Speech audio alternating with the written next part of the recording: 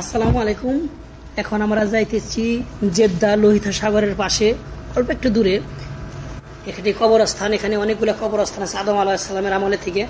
এখানে বিবি হাওয়ার কবরস্থান আছে, এখানে লেখা আছে মকবরা আল হাওয়া, মানে হাওয়ার কবরস্থান।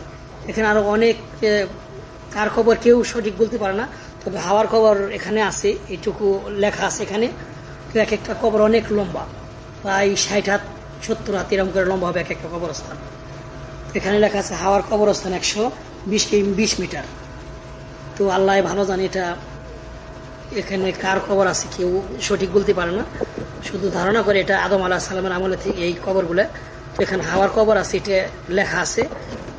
তো এইটুকুই। তো আজ আমরা এখানে আসছি, আমরা বন্ধু বান্ধব সবাই এখানে আসছি দেখার জন্য। এখানে ভিডিও করা সম্পূর্ণ নিষেধ, ভিডিও করা সম্পূর্ণ নিষেধ। আমরা অনেক চুরি করে তারপরে ভিডিওগুলো করছি। চুরি বলতে মানে কি, মানে ক্যামেরা অফ করে অন্য একটা অ্যাপস দিয়ে করছি।